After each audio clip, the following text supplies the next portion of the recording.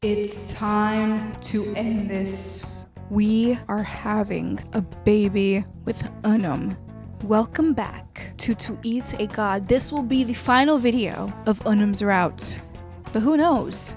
I might make a return for Nilla. He has been highly requested, and I know I will be back for Septem. The enemies to lovers arc will go crazy, you guys, but let's get right in to where we left off. Last time I played, January 19th? That's crazy. Faye! Faye! Two hands grab you by the shoulders, urgently shaking you. I wanted... Oh, I thought he was calling me baby. I went to check on the baby and there's something off about them. You have to blink a few times to fully wake up and understand what the redhead is saying. What? There's something off about the baby. My baby. My baby! Without another word, Unum grabs your hand and drags you out of the bed. Unum does his best to explain amid panic and nerves what's happening with the baby. But you don't understand anything. You just need 5 minutes of peace. Please. Just 5 minutes to ponder the choices that led you here. Is it normal for it to move so much? Why is he asking you this? I don't freaking know. Usually the baby comes out of my poom-poom, not out of my chest. Why is he asking you this knowing that neither of you has any idea how a baby created from a combination of souls is developed? I don't know. Hasn't Septem explained the development process of this thing to you? This thing? It's a baby! You don't know what makes the comment funnier, Unum's face or the fact that the thing he's clearly pointing at isn't a baby. It's a transparent mass that moves as if it were feeling discomfort. You don't even know if it's capable of feeling anything yet. I think I need to stabilize. It needs to stabilize. We both have to take it. You hope that Septem told him this and that he's not just making it up. As you approach, you feel an immense burst of heat, not as pleasant as the warmth radiating from Unum's body. No, this heat is unbearable. Put your hand there. Don't put your hand there. I'm not putting my hand there. You don't put your hands down. You don't plan to burn yourself. Let Unum do it is your last thought before hearing a rumble like an explosion. Bad end explosion. Put my hand in there. Why are my fingers black? Have they always been like that? Or is it because I'm burning? I think it's because I'm burning. Together with Unum, you both placed your hands on the mass. You feel it tingling in your fingers and arms, but it doesn't hurt or burn. So, this is like the birth of a star. You're unable to answer Unum as a flash clouds your eyes. It's so bright that you have to shut them tightly to avoid blindness. An intense heat surrounds and embraces you, as if the sun's rays were piercing your skin, softly kissing you for an extended time. Then, the glow ceases. When you open your eyes, Unum shouts, "Did it split?" Indeed, the mass is no longer one, but two. We're having twins. Oh, can you imagine being a first-time mother and you don't even start off with one, you start off with two? I don't know, I might have to get one up. You hear the door slam open. "My lady Duae, you cannot enter this room without notifying us." "I don't want you to speak, Al-Nitak." "Oh, hello. You don't look friendly. And don't talk to her like that. Okay, that's my sister wife. That's my co-wife. As far as I know, she is my wife. Don't talk to my wife like that." Eliana grimaces in pain, her lips pressed tightly shut. Oh my god, it's pearl and white diamond, bruh.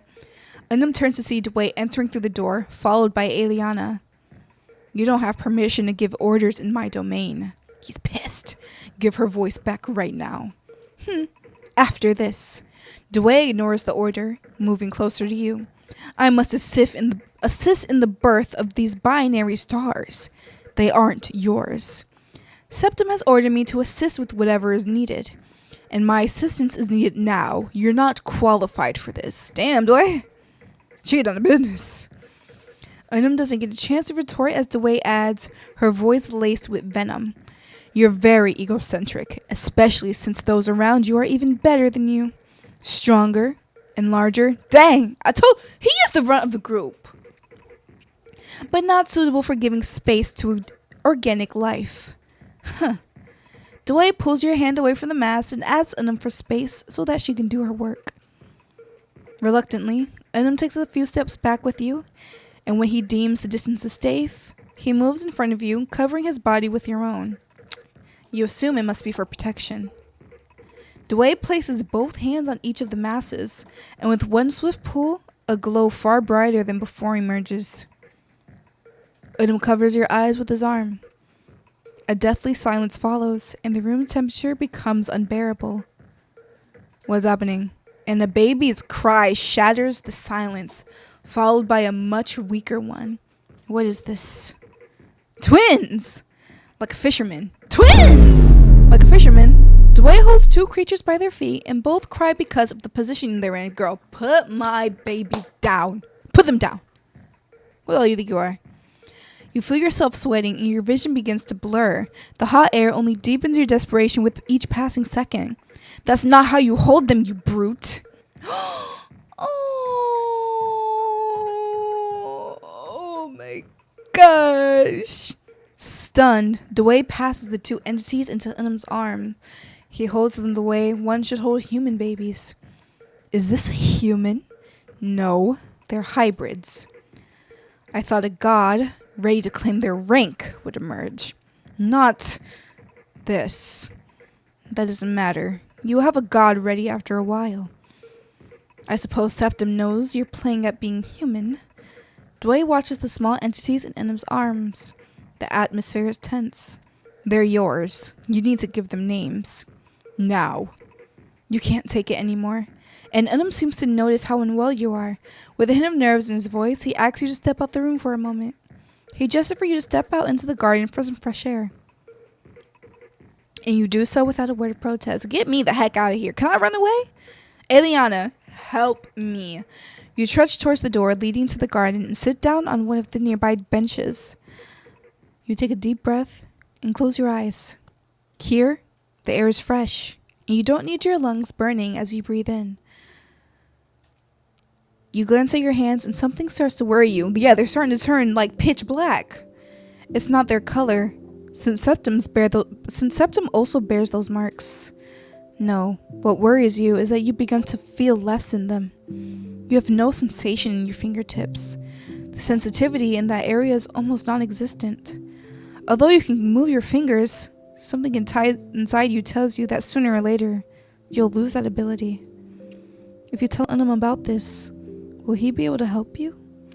Honestly, Unum doesn't seem so frightened now, but you suspect it's because you've been with him for a while, and perhaps you've grown accustomed to his odd presence and personality. He's not bad, just peculiar, and a bit violent when he's hungry. He just needs a snicker. Could it be viable for you to stay here? No, girl, you're just feeling your fingertips just from being here. What are you talking about?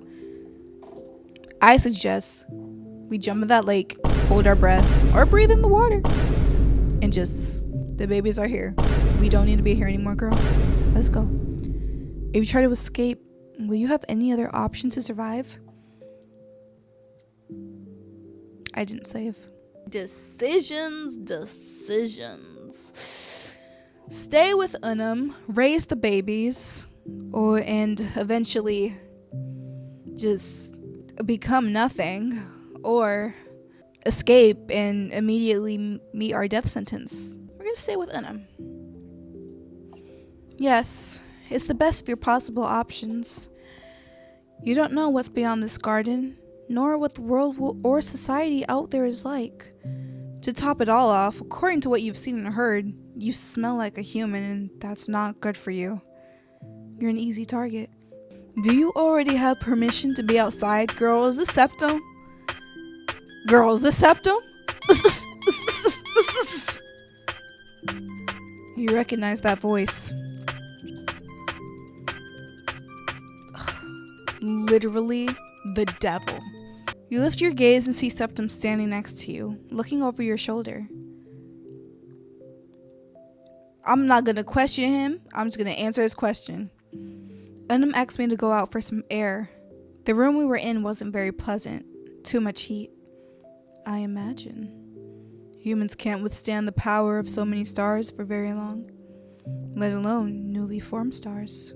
If you hadn't gone out, you'd probably be dead by now. You want to ask if he's come to see the hybrids, but you're afraid of how he might react. Let's go see them. Unum's hybrids? They're yours too.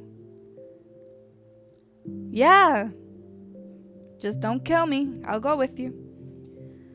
The walk back is awkward. Septem makes no effort to engage in conversation, and you're sure that if you speak first without his permission, he'll get angry. Inside Unum's residence, you encounter his wives who are outside the room.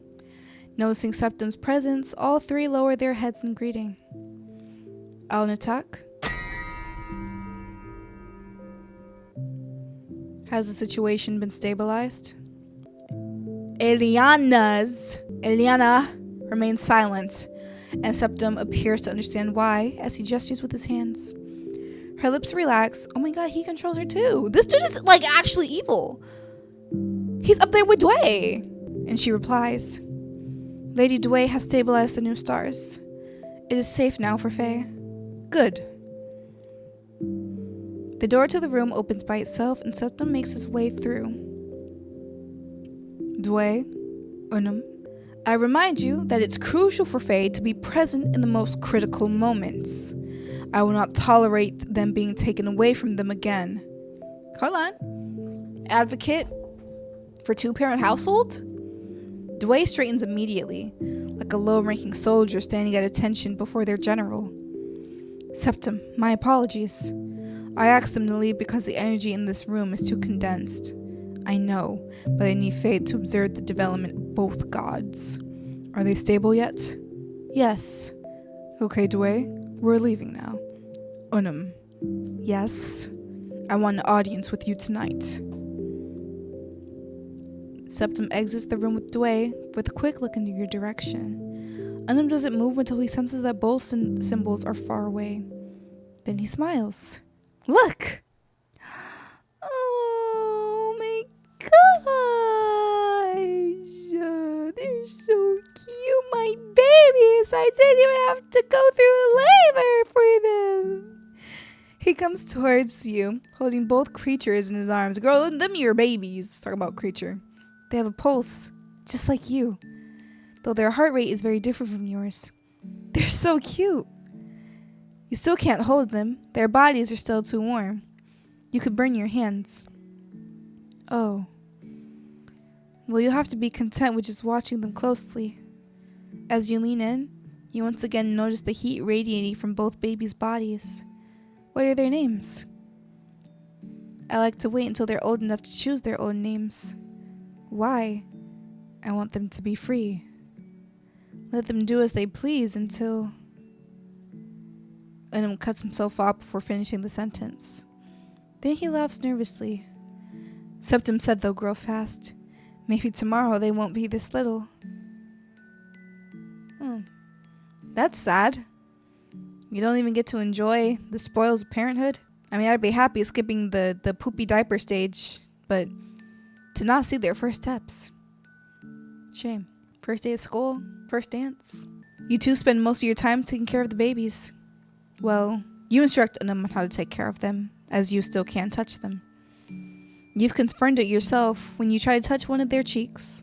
You burn your hand. Unum almost calls King Quay to come and help you, but you've told him it's not necessary. When night falls, Unum excuses himself, saying he must do something important, and he takes both babies with him. He asks you to rest and sleep so that you'll have all the energy you need tomorrow. So you rest. You dream.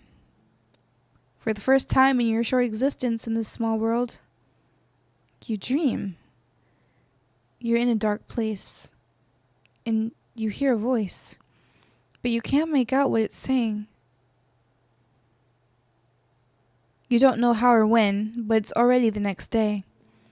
And the first thing you notice when you open your eyes is your hands. The darkness has devoured more skin.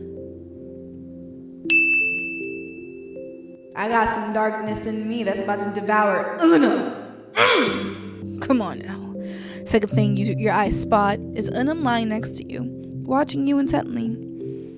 You are an amazing creature. I never thought I could be the husband of a human. Husband? How many steps has this man skipped? Since when does he think that you're in a relationship? I thought we were in a relationship, honestly. Is it like that with all the symbols, or is it just Unum who has no idea how relationships work? You let out a laugh at how strange it is to be in this relationship. Unum looks at you, confused. Do you want to be my husband? Aren't we already? You can't help but let out a laugh from your throat. But we've even had children, and you live with me. According to what I've read, that's more than enough to call us spouses. You let out another short laugh, baby girl. In human world, a baby ain't enough. You'd be surprised how many people think it is enough. It's not. You're lucky I'm not a deadbeat, though. Don't laugh. All right. I don't know how a relationship works among the garden people, but we humans need time and agreements before we can earn that title. Oh. Could you explain it to me? There's no book here that explains that to you. You have no trouble explaining to Unum what it takes to become your husband, although you emphasize that it's different for everyone. If I try, could I be your husband?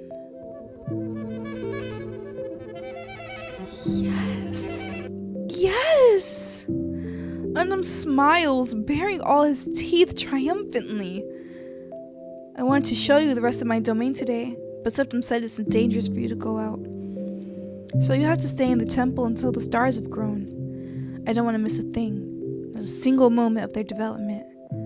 Are you excited? Of course! Besides, I have you by my side, which makes it even better.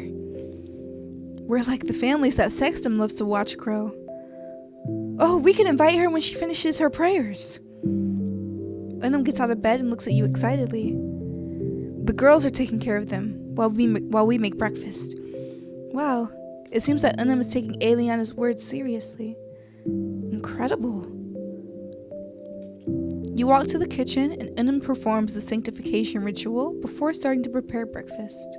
You help him with some tasks, but he does most of the work, precisely replicating what the girls prepared the day before. And after a while of cooking, breakfast is ready.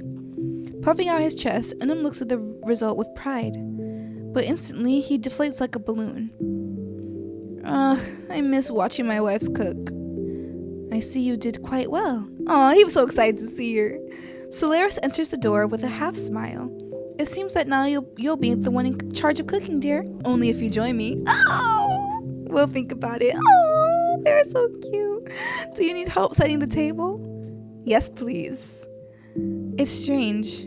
This is totally strange. You never imagined that living with them would be so normal.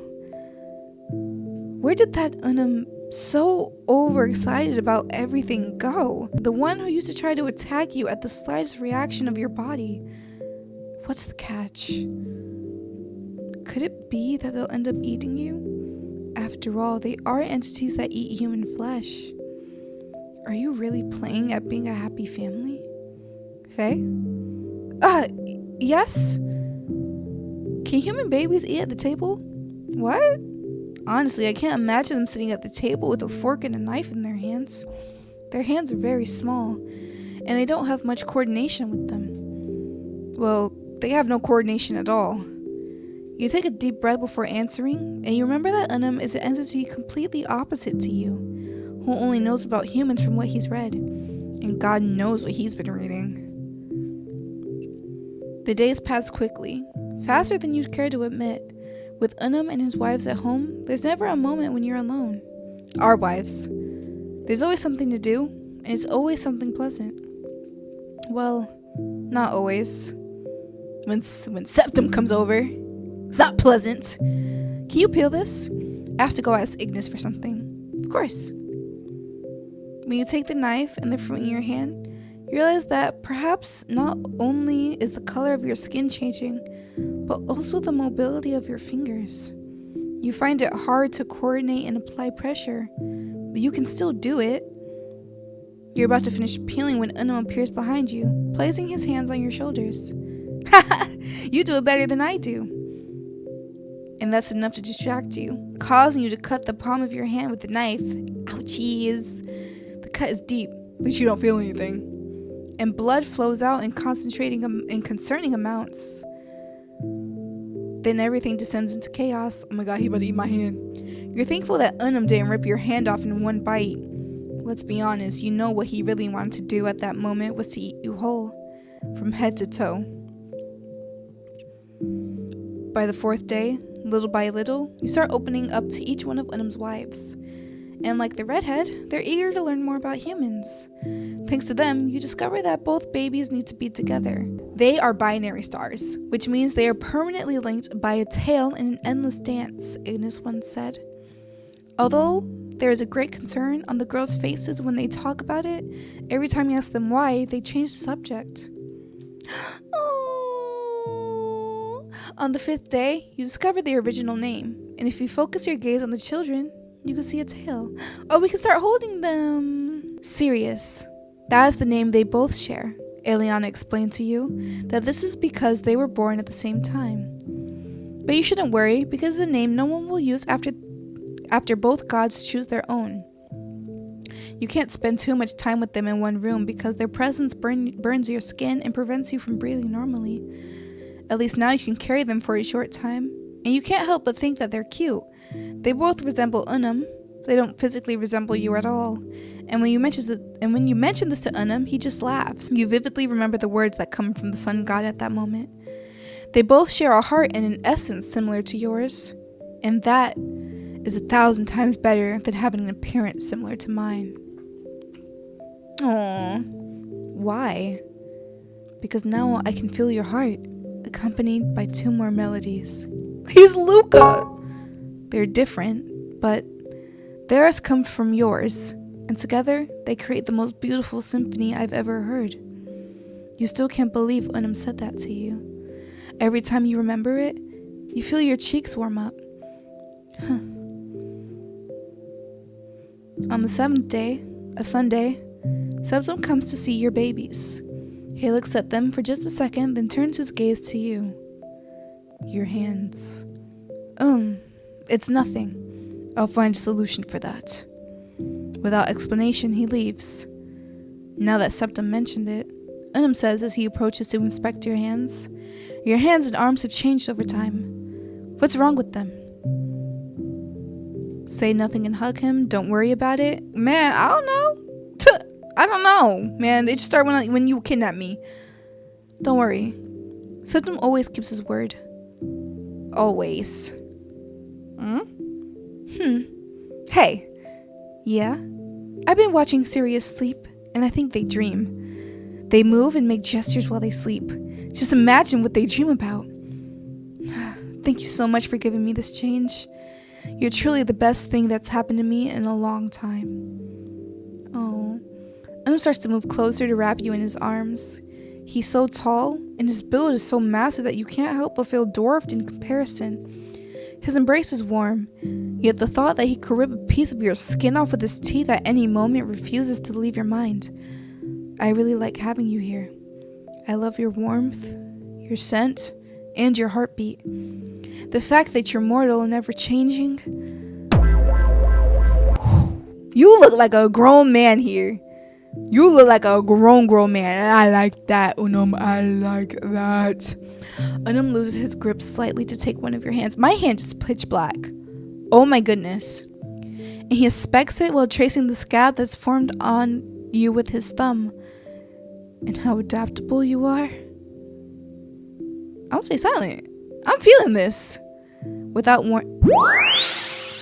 warning, he takes your hand to his mouth and licks it. And I probably can't even feel it because all my nerve damage. Like, it's just... Your heart is racing, though you're not sure if it's from fear or something else. His face draws dangerously close to yours. But you almost make me want to devour you. But you also make me want to devour you. Remember that time you cut yourself from peeling the fruit with a knife?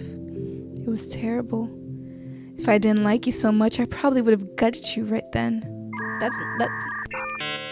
If that's how you flirt on, freaky dude. What kind of comment is that? And why does he say it like it's a compliment? But don't worry. I'll take care of you. Without further explanation than a smile, Unum presses a kiss to your lips. Mwah! Days pass, and you find it hard to believe how quickly the children grow. You've gotten used to calling them the children instead of their original names. Now that they can walk, you spend most of your day in the garden with them, since it's still too dangerous to be indoors with them for long periods of time. The energy they release is very unstable and dangerous for a body like yours. Oh, they're conjoined twins. They're adorable. It's adorable seeing them play and interacting with each other or with the girls. Yet there's something that's been worrying you for a while. Something that neither Unum nor the girls have shown any interest in explaining or discussing. So you assume it's normal, but it still worries you. The more they grow, the more they tend to stick together, their tails intertwined. They can spend their entire days clinging to each other's tails. Ask Unum, ask the girls. I'm gonna ask, do we talk to the husband? Do we talk to the girls? Or don't consult anything? I'm gonna ask the girls. Go to the girls. You let the children know that you'll step inside for a moment and be right back. You don't need to search, as you spot the figures leaving their residence, so you run towards them. It's just Ignis and Eliana. Solaris is not with them. Little human, has something happened? Ignis asks with a hint of fear in her voice, as seeing you run and pant might be an unusual sight. No, it's nothing. It's just something that the children worry. It's just something about the children worries me. What worries you, dear?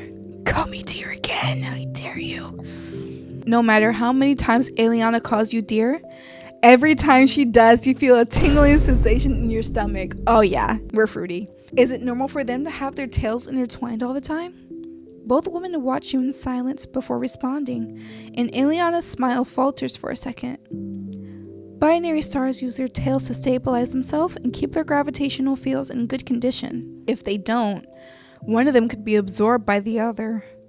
By connecting their tails, their power is balanced and evenly distributed. It also helps strengthen their emotional bond. That's right. It's nothing to worry about. They do it instinctively. Okay. If you say so, mommy. You spend the rest of the day resting with the girls while Unum takes care of the children.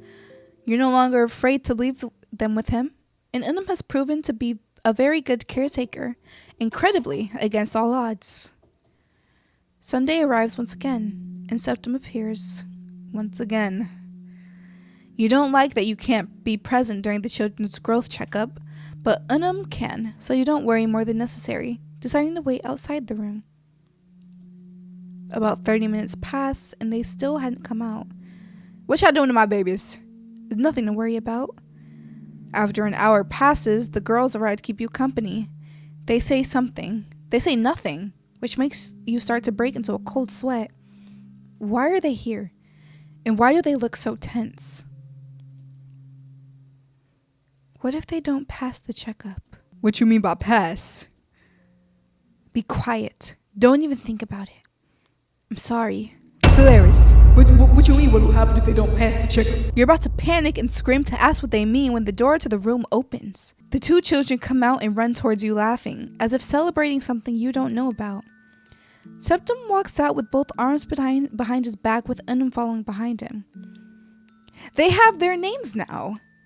All present, Unum, Alanataka, Mintaka, and Unum, must refer to them by these new names from now on.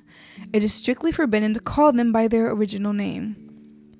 An inexplicable pressure runs through your body from the tension on Unum's face. You know you're not the only one who felt it. Serious, you may introduce yourselves. My name is Noor, and I'm Shams. Noor and Shams. Those are shitty names, but okay. Pleased, Septem bids farewell in a monotone and distant voice, though his movements and expression maintain the elegance characteristic of his being. Why is he the only one allowed to refer them by their imposed name? And Unum isn't allowed to? You fear the reason behind such an order, but for now, you can do nothing. Can we go to the garden to play? Your attention shifts to the children, who look at you pleadingly, their tails intertwined.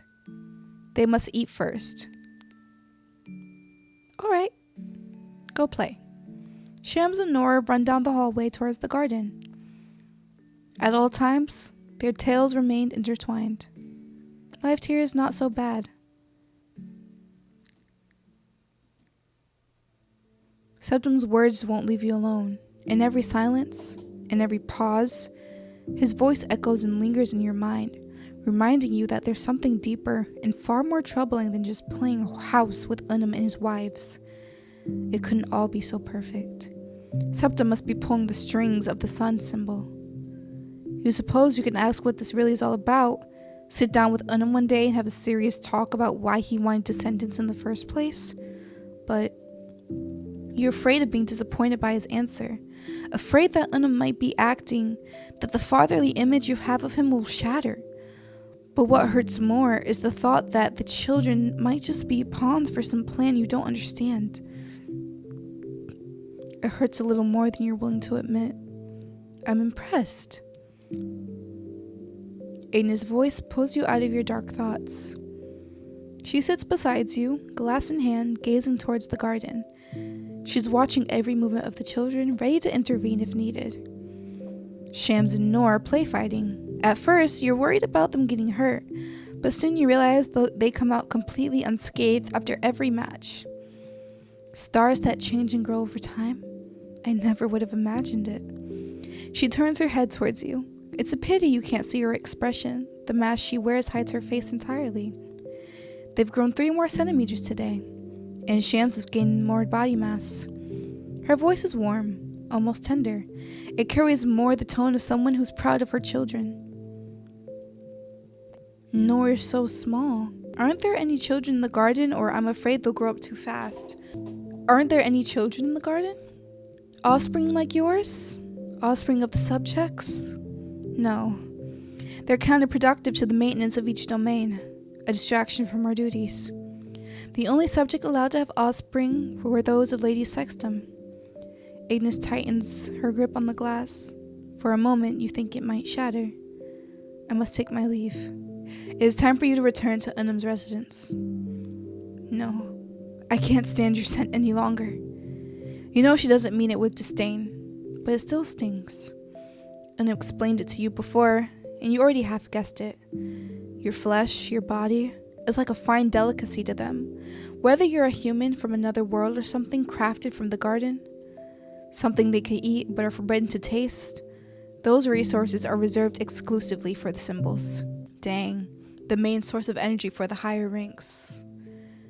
And an untouchable delicacy for the servants of each domain. There's no point in dwelling on it. You might as well be a coveted dish for the garden's inhabitants, even for those who share a roof with you. Both Unum and his wives see you as potential food, but you can tell they're really trying. They make the effort not to devour you whenever they see you or spend time with you. Agnes often avoids spending too much time with you because of this, and Unum never skips his Sunday placebos. Tomorrow he has his meeting at the hotel to receive his weekly serving. Tomorrow is Sunday, which means that before going to the hotel, Septem will come to check on the twins. Anxiety grips your chest at the mere thought of what might happen, what Septem will say, and what will happen to Noor and Shams afterwards. Who is Septem? Who is Septem? I don't want him near my kids. I don't. I feel like he's going to take them one day and just not give them back. 2 small arms wrap around your neck, grounding you back to reality. Agnes is gone, and now the children are on your back and lap instead. Agnes said you called us. Did something happen?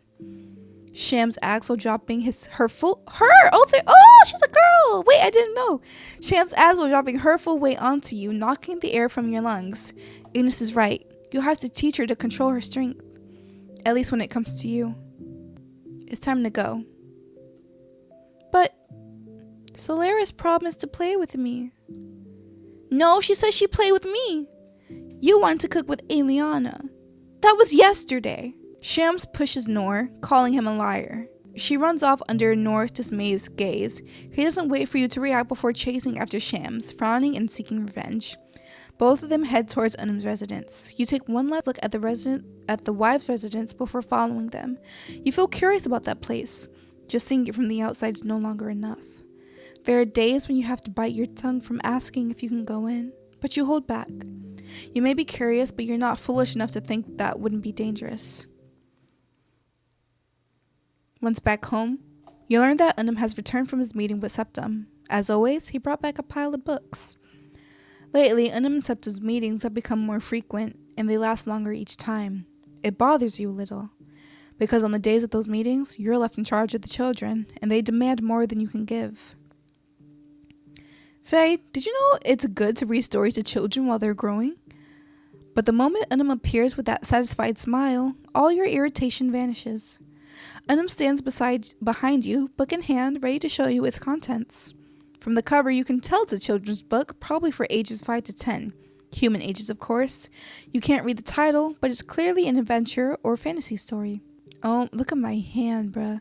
While he talks about everything he saw in Septem's library, you flip through the book's pages. Not English. More pictures than text. Ideal for kids with short attention spans, like Shams. You trust the illustration will keep her interested. You close the book abruptly, making Unum fall silent at once. You let out a long, tired sigh. Is there something important I should know? You seem to enjoy spending time with Septem, or I missed you. We're gonna confront him. Is there something important I should know? Not for now. In case you forgot, I'm also a parent. Everything's under control. And Septem satisfies with the results. Results? My kids? Unum clears his throat. He takes a deep breath, and his words spill out like air escaping a deflating balloon. Starting tomorrow, the children will have to attend their checkups with Septem separately. I don't think that's a good idea. Whatever it is Septem's after, I won't let him use the children. They're mine, not his. I'm gonna stop right here for a quick second because my voice is shot, bro. It's shot. I can't talk. See you guys tomorrow. I haven't been recording for the past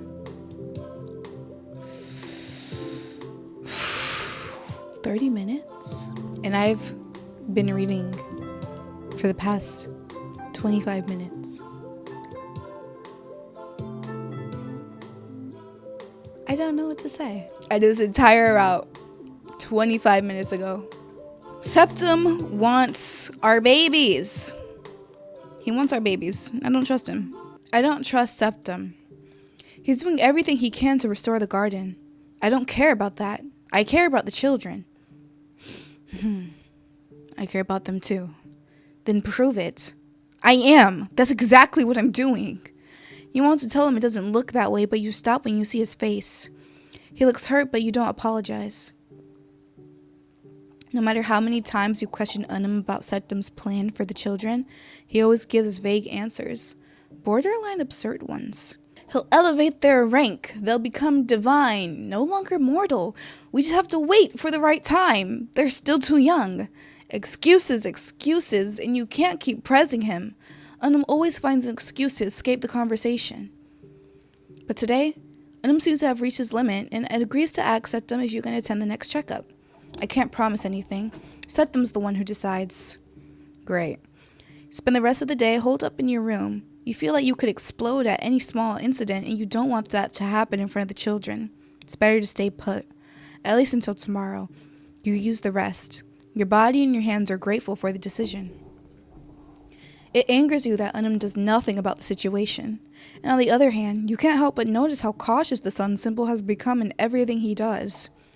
He doesn't look as imposing as you once thought. Damn it, he's even stopped being impulsive altogether. And that's because of Septem's constant presence. He's like a stifling the greatness of this house. It's always, Septem said this, Septem has to know about that. If Septem grants us permission, then you're sick of it.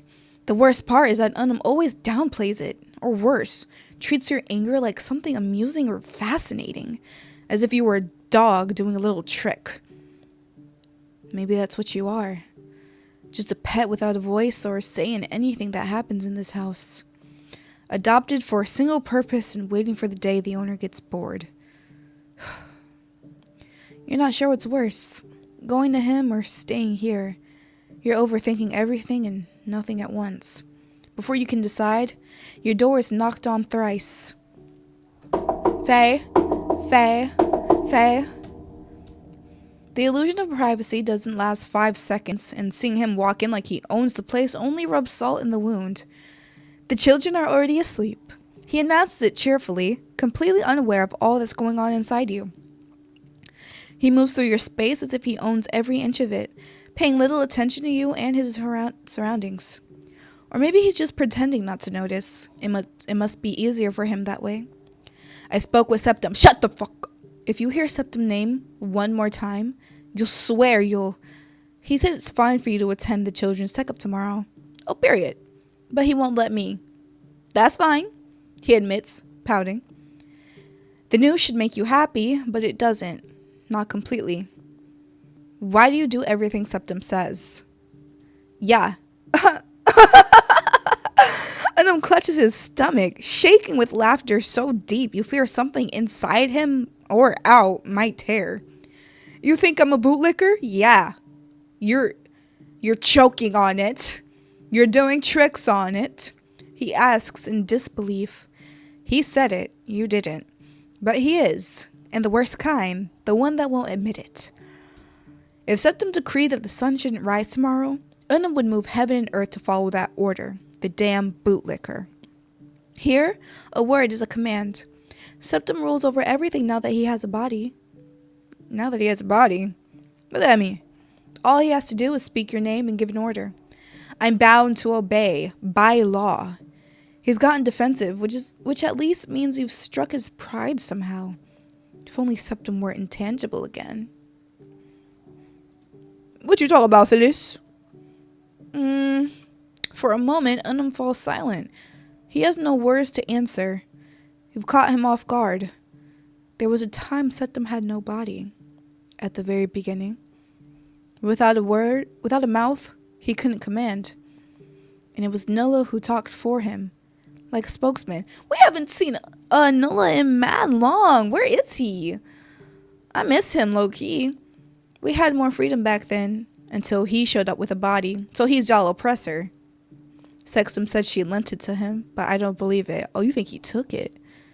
Unum pauses for a long while, as if trying to remember what led him to talk about this. Then he exhales, pulling a funny grimace. So no, I'm not a bootlicker. He doesn't say it to convince you. He says it like he's trying to convince himself. Holy fall from grace, bruh. The silence is heavy, and honestly, you don't know how to rescue the conversation. So you slip under the sheets, ready to end the day. Seeing this, he sits at the foot of the bed, staring at you. He seems torn between speaking and staying silent. Can I stay with you while you sleep? Oh, okay. You let Septem do whatever he wants. But I don't know y'all past. I don't know what power dynamics are at play here. So I feel bad for you. So I'm gonna say yes. Out of pity. Aww. Don't make that face. Unum smiles and lies down beside you. Sleep doesn't take long to come. You drift off instantly. It's Sunday. Your body hasn't even had time to adjust to the new day when Shams bursts into the room, throwing herself onto your bed. Her knee lands squarely on your ribs as she yells impatiently. They're waiting for us! Between the confusion and her relentless tugging at your shirt, you can barely keep your eyes open while Shams blurts out half-baked explanation. Without giving you a chance to ask questions, she drags you out of bed, repeating non-stop that it's late, that you need to hurry, that Septem wants you both there right now. Her imitation of Septem's voice is all that it takes for you to understand completely. It's the weekly checkup. You're already walking down the halls, leading to the medical wing before you know it. Shams throws the door open without stopping to knock or announce herself. You should knock before entering. You told Dad you were in a hurry. Her response is immediate, caring little, if at all, about what the blonde man might think or do about it. Look at my man. Look at my man and his full head of hair. Not balding, like you. He, on the other hand, decides to ignore her. Sitting upright in front of Unum, he barely glances at you, nor does he even make a gesture to greet you. It's Unum who does, standing up with a wide, tender smile that reveals his sharp white teeth. As he approaches, he plants a warm kiss on your cheek, murmuring a soft good morning. He barely has time to get the words out before Septem's glare silently orders him out the room. Shams runs to the corner where the instruments rest. There's a scale, measuring tape, cot, and more. She seems to know the routine already, sitting on the cot to wait. Meanwhile, Septem stands, notebook and pencil in hand, taking his place beside her to start recording data. He instructs her to raise her arms, stretch her legs, and breathe deeply. Everything is done with mechanical, clinical precision. He writes down what's needed, offering no comments beyond what's strictly functional. Unum told you wanted to take part in the checkups. Told me that you wanted to. It's the first time he's spoken to you since you walked in. You had assumed he'd ignore you until Sham's checkup was over. Though, in a way, he so does. He speaks without looking directly at you. Do you not trust me? No. Can I say that to you, though? I feel like if I say that, no. Oh. At least you're honest. Shams, completely distracted from the conversation, plays with one of the stethoscopes. She loops it around her neck, twists it, stretches it, and bites it. Septem has to take it from her before she breaks it. Then he writes down a few more lines before turning his gaze back to you. Regardless of what you think, you have no choice but to do as you're told. If you wish to survive this world, you need to trust me. Otherwise, your puppet won't take long to become obsolete. What about you? Because you have the exact same, blackening fingers. Today it's your hands. Tomorrow it'll be the whole arm. After that, the feet, and then the legs. You'll be reduced to a useless body, only good as meat for us. I bet that you were a sacrifice that got lucky. You weren't even meant to be here. You're projecting. A placebo on the verge of expiration. And when that happens, you'll lose the only means you have to remain in this plane. My daughter doesn't even care. Septem falls silent for a few seconds, watching Shams. Then he says a single word. Tail. He extends his hand, waiting for Shams to obey. She does so immediately, raising her tail and letting it rest in Septem's palm. You're about to step in. You know that tails of stars like Shams are dangerous, unstable, harmful, pure energy capable of burning the flesh of any entity regardless of rank. Even Unum has been hurt before. But seeing that Septem doesn't react in pain, you stop and watch. Nothing happens. No burned skin, no pain reflected in Septem's eyes. He holds Sham's tail as if it were just another limb. He examines it calmly and takes note in his journal. He could touch it like that? Just like that? Could it be his hands? No. Yours share a similar condition, and yet you clearly can't touch their tails without getting at least a 3rd-degree burn. Is something wrong? Yeah, what's up with you? Why are you freakishly OP? If you keep your mouth hanging open like that, you're going to let a fly in. Close it. Didn't she hurt you? No. No one and nothing can hurt me. He's literally hacking. He's hacking. Mods, get him. He says it offhandedly as if it were the most trivial thing in the world. You wait for an explanation, but it never comes, and you're left more confused than before. The checkup ends, and Shams leaves so Noor can enter the room. Unlike Shams, Noor seems comfortable with Septem's meticulousness. Where she was restless, he simply observes and waits for the blonde to command. You'll have to eat less, he says after checking the examination. Isn't this the one that was too skinny? Yeah, Noor needs to eat more. We're trying to get some meat on them bones. Noor looks at you as if you lost your mind and you're speaking nonsense. Serious, you must eat less. And then he commanded them. Okay. Okay. That's not his name. It's Noor. If you had the strength and the power to yell or slap him, you would. But that will only bring you more trouble. Open the door. You don't even get the right to argue or ask for explanations. Septem expels you both from the room with a single clap. You're instantly transported outside. So he can command people. He can teleport people. He can teleport himself. What can't he do? The door is closed, and when you turn to go back in and confront the blonde, he's no longer there. He's gone. In a way, that's good. You're sick of him already.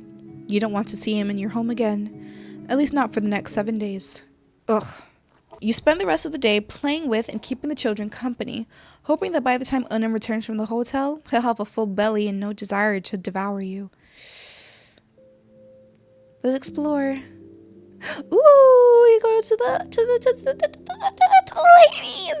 ladies. Ladies, y'all trying to hang with a bee? Your steps are slow. You're afraid that if you hurry, something will go wrong. You're not doing anything forbidden, at least not explicitly. Unum has never told you that you can't come here. Still, as you get closer, each step draws a bead of sweat that slides down your neck. Finally, you stop before a large closed door. It's imposing with carvings in the wood depicting allegories of the sun. When you lift your hand to touch it, something in your stomach twists. A knot rises to your throat, making it hard to think straight. Fear seeps into your body, tightening around your soft skin. You're a juicy body, nothing more than a piece of flesh waiting to be eaten. Wait, body tea?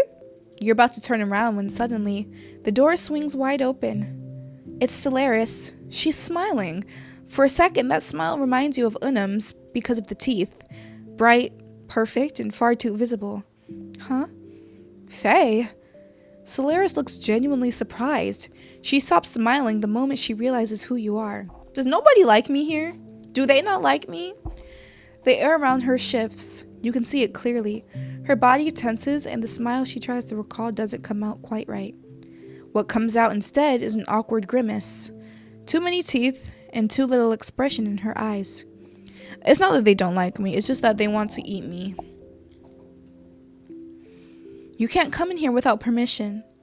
It's dangerous. Unum hasn't returned yet with some human, some me, a placebo.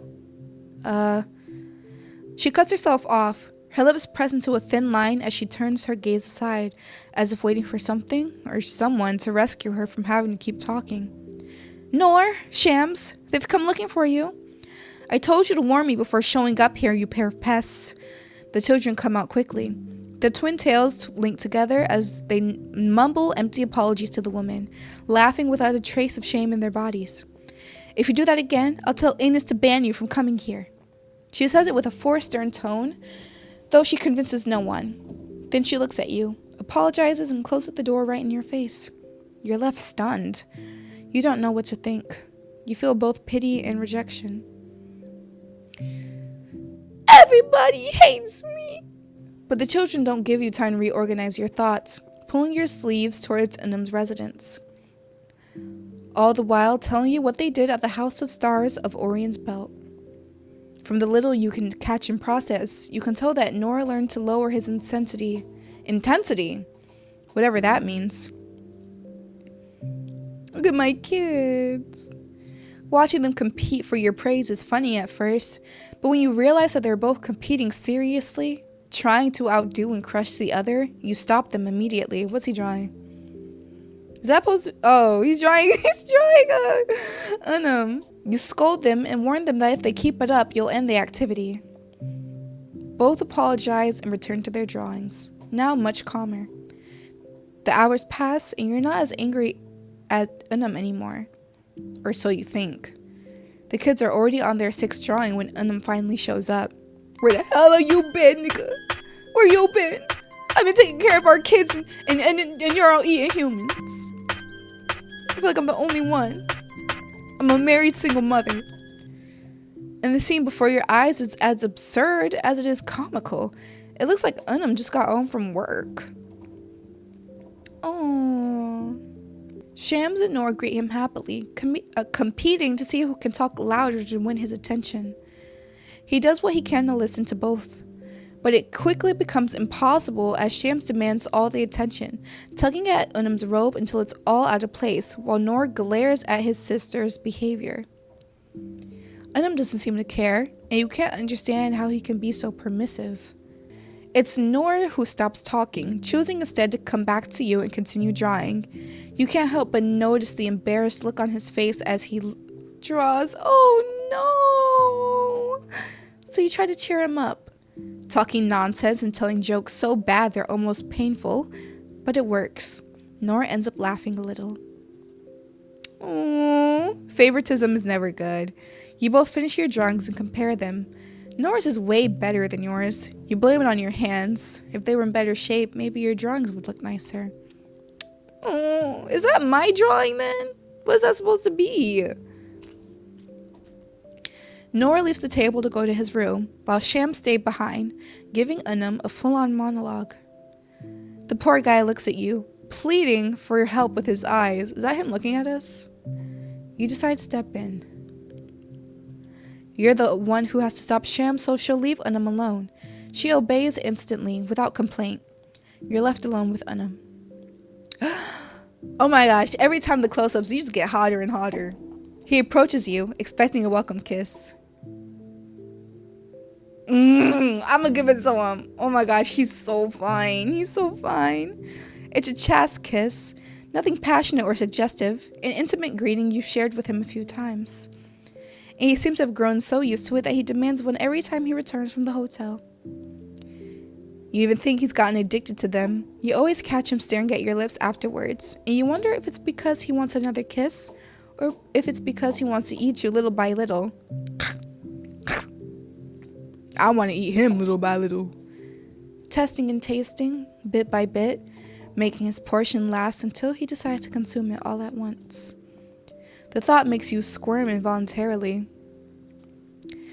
There must be something wrong with you. Maybe this world has completely corrupted you. Maybe. Because where did your decency go? Look what I brought for the kids. He says it so cheerfully that for a moment you forget who you're dealing with. Ooh. So, when Unum pulls a blood-stained handkerchief from his pocket, it's like a bucket of cold water is dumped over you. Of course, it couldn't be a toy or a damn pet dog, if dogs even exist here. No, it had to be two brown eyes staring at you. Raw, bloody, and vicious eyes, lying lifeless on the cloth. It's so disgusting, you can't help but shove Unum away from you. Did you forget I'm a human, buddy? Is that something you forgot? And he has the audacity to whine, confused by your reaction. Don't you like them? He picked one up between his fingers and brings it closer to his face, searching for details you'd rather not know. He squeezes it lightly, and it's firmer than you'd imagine. It must be because they no longer have that glow they had when they were connected to the placebo body. The mental image of Unum ripping someone's eyes out, or placebos, whatever, is far more grotesque than the eyes in his hands, because you can picture every detail, all while Unum smiles through it. They look like yours, but without that little white dot you have, the one that changes sizes when you're surprised. I really like yours. Do you think they taste the same as the others? I don't know, but I don't want to find out. How do you think yours would taste? How do you think yours would taste? Your question comes out naturally, in the same tone and intent that Unum used earlier. He looks at you wide-eyed. He didn't see that coming. Excellent. Magnificent. What a counterattack just as twisted as his. You're the fucking best. You can't savor the brilliance of your comeback in peace, nor enjoy the redhead's expression for long because he starts laughing. They don't taste like anything. Look.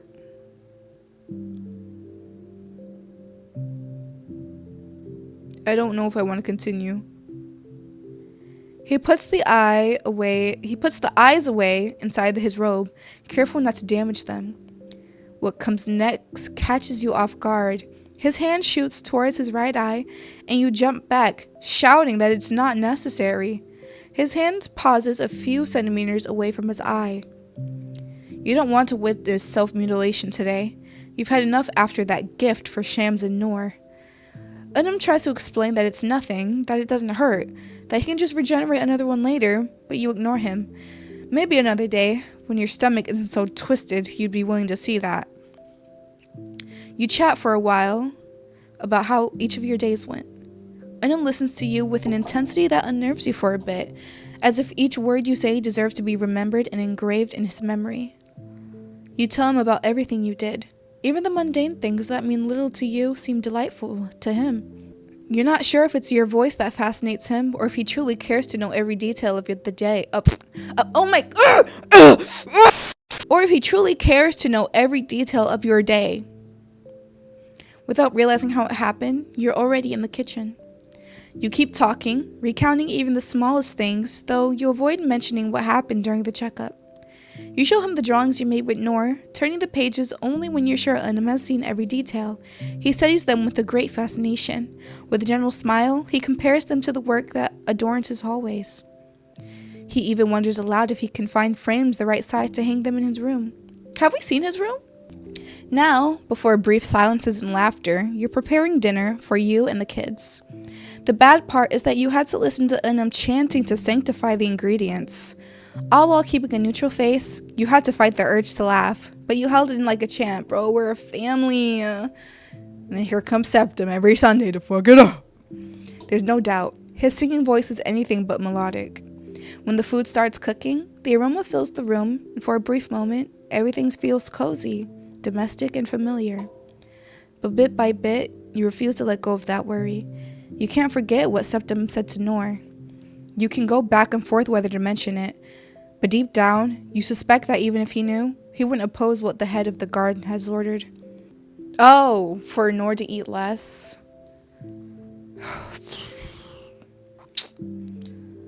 I mean, I feel like we should be honest. Just let him know. We're gonna mention it. You take advantage of the next moment of silence to finally say what you've been holding in since you entered the kitchen. You don't rehearse your words or build a speech. You just say what matters. A single line. Septem said Noor has to eat less. It's more than enough for Unum to realize you're talking about the checkup. His smile vanishes instantly. The knife in his hand slices one last piece of fruit, sliding across the plate. A harsh sound rings out when the blade scrapes against the dish.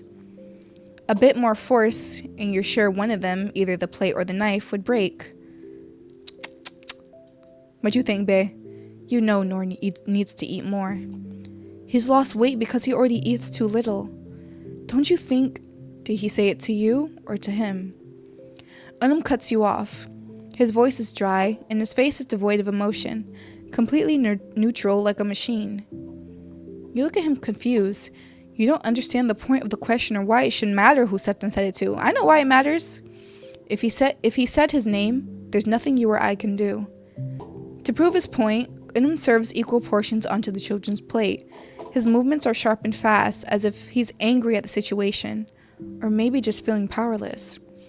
As a final touch, he places an eye on each plate. You have to look away to keep from feeling sick. Together you set the table, arranging the plates in their place. Once you're seated, Unum calls the kids to come eat with you. Shams and Noor come running from the same direction, their clothes stained with dirt. You assume they were outside play fighting. It saddens you to see Noor so thin and small. They're supposed to share the same living conditions, the same schedule, the same care from both of you. But Noor keeps falling further behind, while Shams keeps moving forward without looking back. Is Shams going to, eat Noor? Consume him? What's that?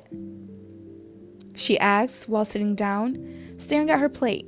You don't need to be a genius to know what she means. Noor, on the other hand, looks at the food without much interest, poking at it with his fork. Today is the last day of the month. It's human today instead of a placebo. I almost ate them on the way home. They smell like you. Noor comments while looking at you, a bit sad. Oh, your heart skips a beat. You're right, Noor. Why? Your gaze immediately turns to Unum. You have no idea how to explain this to the children. When your eyes meet Unum's, you realize he doesn't know what to say either. Because how do you explain to childlike entities that you're about to eat something very similar to the person who plays the role of their parent? In the end, you tell her you'll explain later and to just eat before the food spoils. Shams drops the subject and starts eating, leaving the eye for the last bite. Every now and then, you glance nervously at Noor. His plate remains untouched, save for the missing eye. When everyone's done, Noor's plate is still almost full. When you ask him if something's wrong, Noor simply says he's not hungry. Bro, he's literally forcing an eating on my child. Septem needs to go now. Meow. He gets up from the table to go to bed, following after Shams. You feel like crying, but you swallow it down the best you can. 3 days have passed since the last checkup, and you can't keep pretending not to see what's obvious anymore. The children are growing, and far too fast. Was it yesterday when you truly realized it? Or maybe the day before? You can't recall exactly, but you remember the rush of horror and dread that followed. This time, the fear is different. What if they don't stop growing? What if in just a few days they become old, then turn to dust and bones? Every hour counts. If you had to guess what stage they're in now, you'd say adolescence. Lanky bodies that can't seem to figure out the space between what is theirs and what belongs to others. And that defiant attitude. A constant tug of war between what they can do and what they can't, testing how far they can go without earning your reprimand. They're always measuring what they'll get if they push a bit further and whether you'll give in or not. It's a game for them, but for you, it's exhausting. If only you had the same authority over them that Septem has, to say their name and have them obey instantly. And when Shams looks at you, you hate to admit it, but she scares you a little. Because even though she still looks at you with affection and a touch of innocence, if you pay closer attention, or worse, overthink it, you realize she's watching you the way a cat does a caged bird from outside. As for Noor, he eats less and less, and it's not because he wants to. You've caught him staring at his food hungrily more than once. You resorted to extremes. Some you're not proud to admit, but you were desperate. Force feeding him doesn't work. His body rejects what you make him eat, and it's barely anything to start. It's as if his body refused to accept more than a few bites a day, and there's nothing you can do. The movement in the sheets pulls you back to the present. Unum lies beside you on the bed while you flip through the books he brought. You can't read them, but they're interesting enough to pass the time.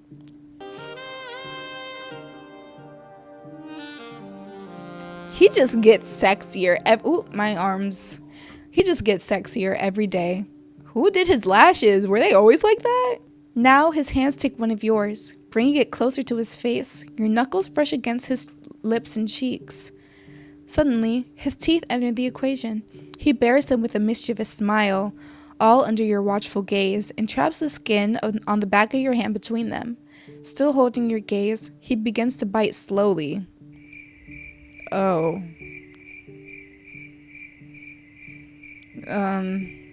Maybe it's just kinky foreplay. Let him continue. You don't pull away. You watch as his teeth press harder and harder into your flesh, and a strange tingle travels up your arm and into your chest. Unum's gaze doesn't waver for even a second. He's enjoying your reaction. When he finally releases the bite, he lazily drags his tongue over where his teeth had been. What's left are faint marks and a reddish bruise tinting your skin, a temporary mark made by him, one he stares at with a mix of pride and desire. Did it hurt? He asks, following it with a long kiss to one of your knuckles. Your answer is brief, just a simple no. Your hands don't feel anything anymore, not even pressure. If Unum were to rip your hands off or a finger off in a single bite, you wouldn't feel the pain. But that doesn't give him the right to claim the parts of your body that are bound to become useless someday. Ugh, it's not fair that you won't give me even a tiny piece of yourself. Even the parts that are dying taste good. Oh, so I am dying. Okay. Just one little finger. Please. No. You're cruel. You're going to let me starve. I think our child is starving. That's my main concern. That's right. You bite your lip after speaking, trying to hide a laugh. You fail the moment you see the redhead's face scrunch up, feigning pain. You return your attention to the book. Unum lies down beside you, hugging the pillow. He breathes heavily, inhaling and exhaling, as if trying to get your attention. He's doing it on purpose. He doesn't need to breathe. It almost looks like a poor imitation of you when you sleep. Maybe even a mockery, if you think too hard about it. He groans in fake pain, rubbing his arms into the pillow trap between his big arms. I have a council meeting today. He breaks the silence. You have to lift your eyes from the book to process what he just said. Council? What? He must have noticed your confusion, because he prepares to explain, taking a deep breath before speaking. I have to talk to them every month to stay updated on changes or issues within my domain. So it's only been a month then. Nothing entertaining. I don't like it. They're all so old-fashioned and dull. I want to stay with you. I feel I really want to leave Unum's place. I want to leave his domain.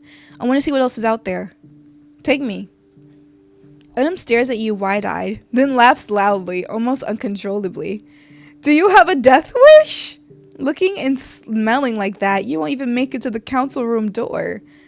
Well, I don't think they could take me down anyway, but I don't think you'd be safe if I started fighting near you either. It's better if you stay here. I can tell the girls to keep you company for the day. Damn. You can't interrupt his call to duty, so after Unum made breakfast for you and the children, he left. Today, Shams doesn't want to stay in the residence, preferring to visit Ignis, Solaris, and Eliana. She tells you before leaving and asks you not to make her take Noor along. You ask her why, feeling a little angry about her attitude. Noor doesn't want to. Oh yeah, she's about 13. He shuts the door in my face when I ask if he wants to come with me. Did you two fight? Shams glances to the left, pursing her lips while figuring out how to answer your question. No. Lying.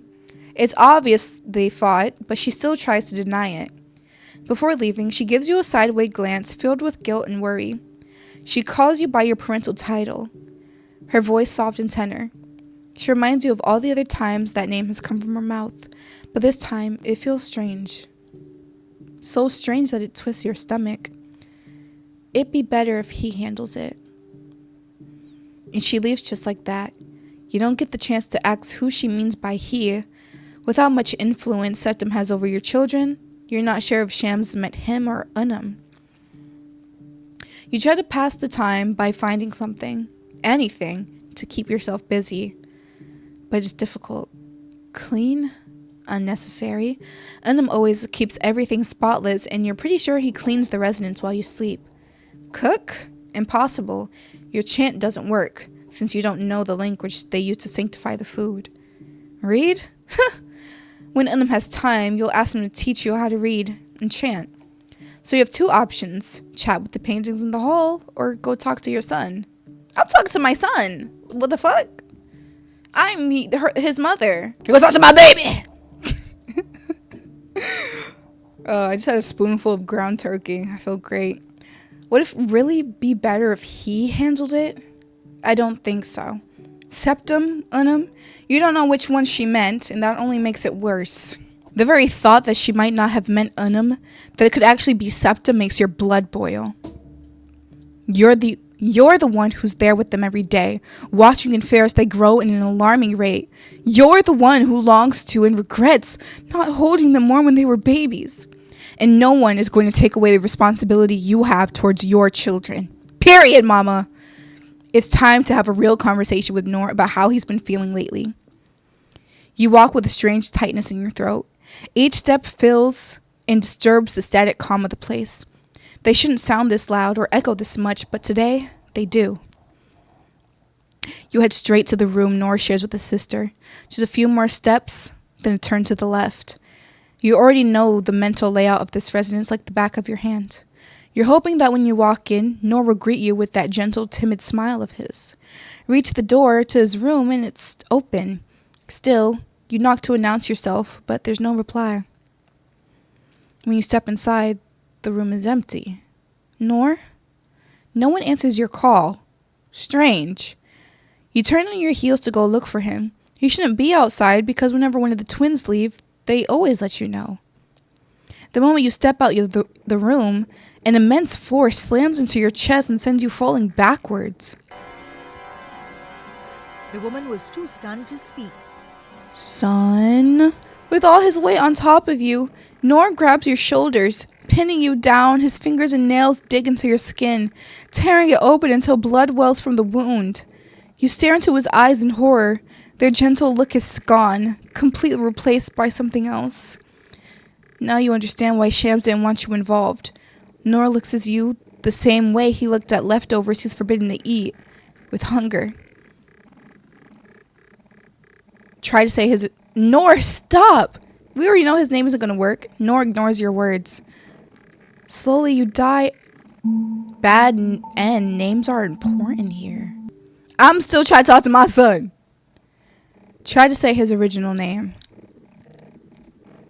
You try to scream his name, but you can't. Try again. Try to say his original name. What's his original name again? Sylvius? Sylvius? Silas? Wait, no, that's Lemondeep's face. You struggle to break free, pushing against his face with your hands, trying to shove him back, but it's useless. In your desperation, you try to put distance between you with your legs. That works. Again. Noor doesn't want to win. He takes position again, this time with his hands on your stomach. Again! His desperation and hunger blinds him so completely that your screams don't reach his ears. Lost in a trance you can't break. His nails tear through your clothes, reaching flesh. Come on, harder! He grabs your skin in his fist with a clear growl to rip you open and devour your organs. Serious! Serious, stop! Noor freezes, his body tensing the moment you speak his true name. In his eyes, your terrified reflection trembles.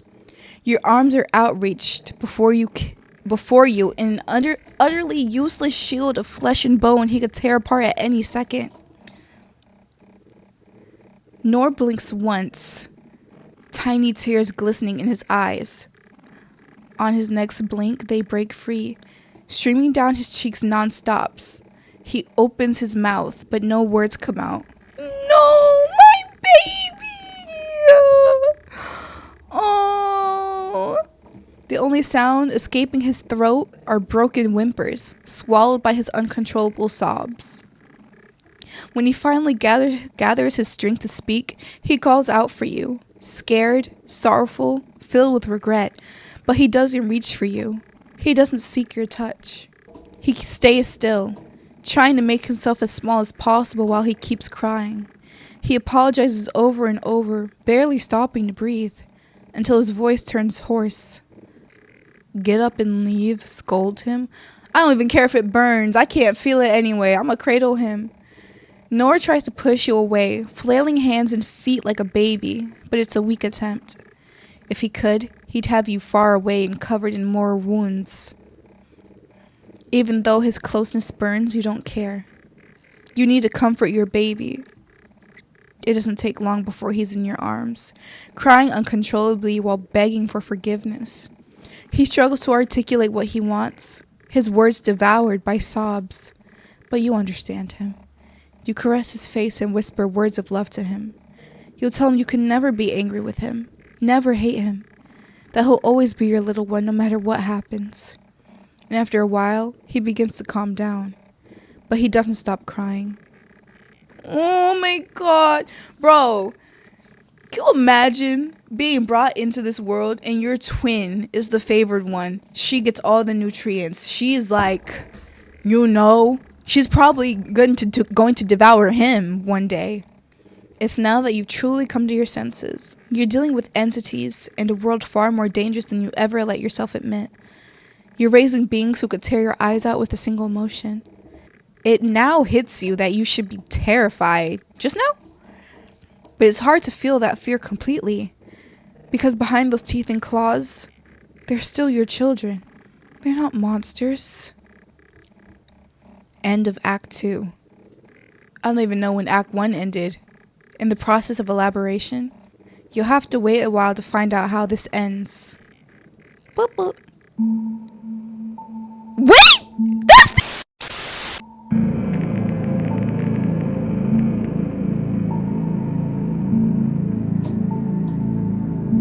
That's the end of Unum's route? With my baby trying to eat me? I don't even get to talk to...